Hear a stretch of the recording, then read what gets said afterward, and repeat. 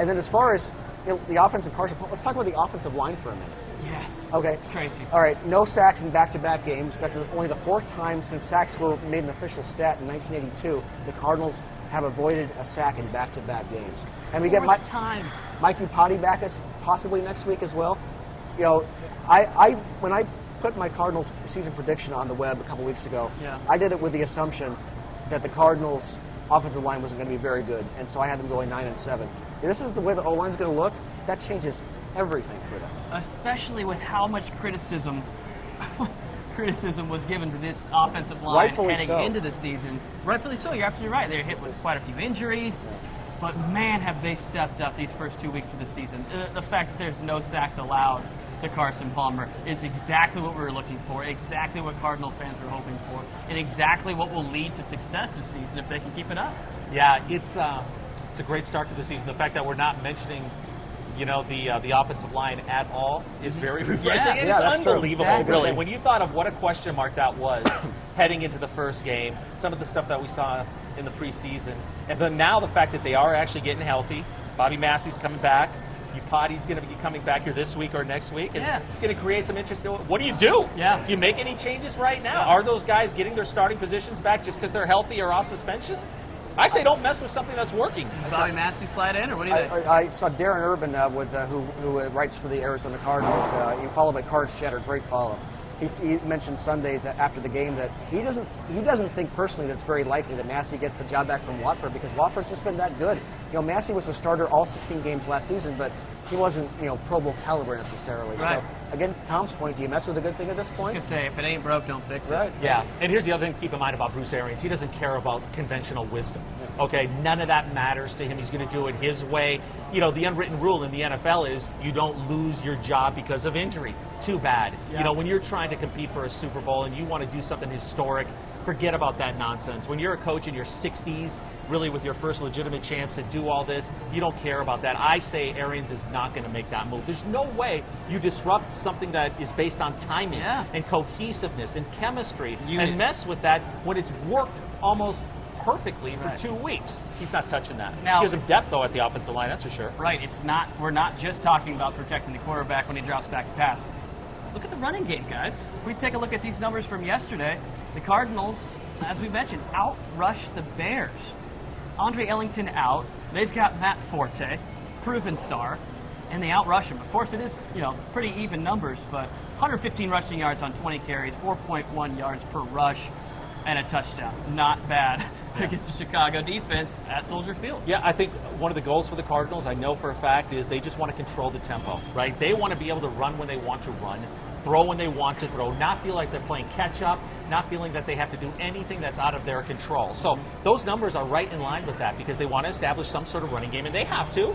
And they're going to have those lanes opened up just because they do have legitimate threats on the outside. They've got a tight end in Fells now. They've got running backs that can catch. I mean, all their running backs can catch the football. Yeah. I mean, that is such a key in this day and age where you don't rely on one running back to carry the load. And then, of course, they got speed on the outside to burn. Last year, it was almost inconceivable to think the Cardinals would draw even against the Bears in the running game, even with Andre Ellington. Right. And even without him on Sunday, you talk about, Chris Johnson, what a fantastic ad that was. Oh, yeah. And really what a no-brainer in hindsight because the guy's just a workhorse. He's never missed a regular season game due to injury. I mean, Taylor made for the Cardinals and the whole next man up thing. So, you look at what Johnson, Chris Johnson, David Johnson, Curry Williams combined were able to do over 4 yards a rush. The Cardinals averaged 3.3 yards a carry last year, worst in the NFL. I mean, just having a respectable running game with the Cardinals passing game, that's really all they need. You can't say enough about those off-season moves. You could read a lot into those moves as well, picking up David Johnson and Chris Johnson this offseason. And also, it shows that while Andre Ellington is their number one guy, they're obviously very concerned about his body holding up at this level, and rightfully so, right? Yeah. And there's just so many things when you have a successful NFL season that are out of your control. I mean, you look at the teams that go deep in the playoffs, that make the Super Bowl and win the Super Bowl. There's a lot of luck involved. Oh, yeah. You avoid injury, things fall into your place.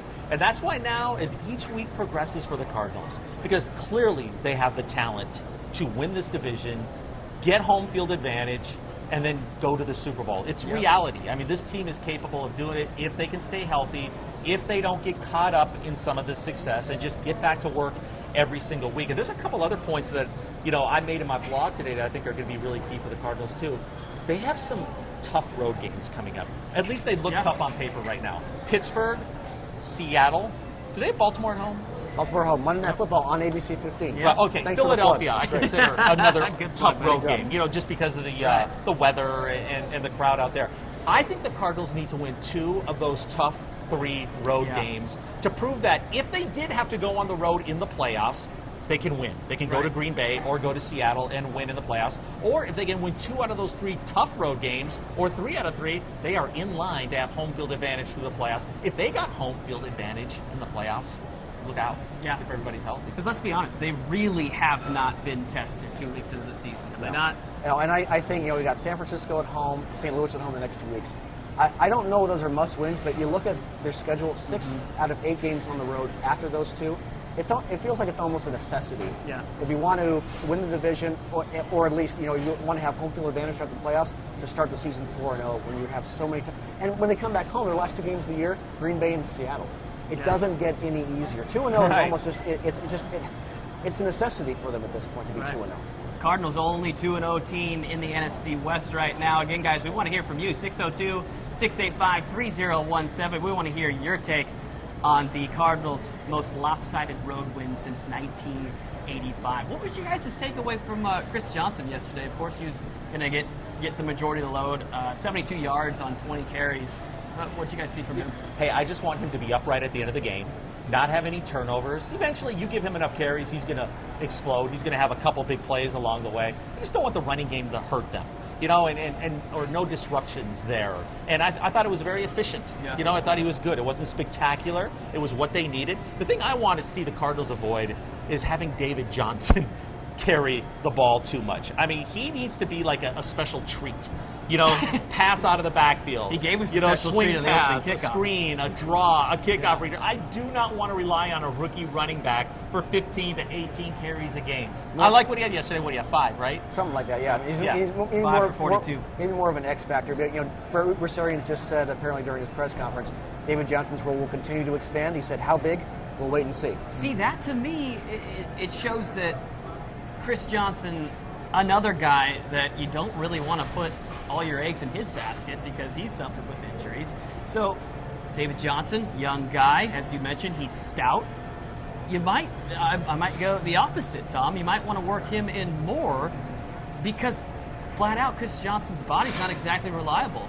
Well, somehow they've got to disperse 20 to 25 carries a game. Yeah. Who's going to get them? Ellington will be back eventually, but they got to figure that out where you have a nice balance.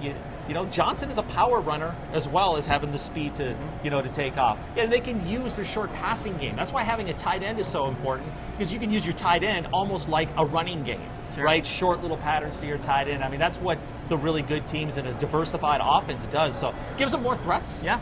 And each week you look at the schedule a little bit differently, right? Like, are you looking at San Francisco the same way now as you did a week ago after they hammered Minnesota? Not at all. Right. Not at all. You know what I love is that Bruce Arians actually has the luxury this year of, if Andre Ellington's kind of 50-50 to go, you'd probably sit him out and be okay. Yeah. Because you have a guy like Chris Johnson who's a workhorse. He kind of reminds me of Edgerrin James as a Cardinal. Toward the end of his career, he was good enough to keep the ball. And Chris Johnson, he created a couple plays on Sunday. He does not show in the stat sheet. No, but I mean, he made a couple nice cutbacks. He avoided some tackles. I mean, he's going to be 30, I think, in a couple days. Mm-hmm. So he's not going to wow you anymore, but he doesn't have to. With this passing game, just the threat of him reeling off a big play from time to time is all the Cardinals need. Right. And remember, Chris Johnson is a durable running back. He's only been hurt once in his career, really. Yeah. So they should be able to rely on him staying healthy. I'm just imploring the Cardinals not to overuse David Johnson. He's a special treat. Mm-hmm. He's like that nice little toy that you get on Christmas. Man, use him when you score touchdowns. I love it. You got to love that Johnson and Johnson combo, though. But right now we have a very special guest joining us on the phone, Charles Davis, the man behind the mic yesterday in Chicago in the Cardinals' 48-23 win over the Bears. Charles, thanks for joining us, bud. Is he there? We can't hear Charles. We have Charles? As long as Charles is gone without saying a word.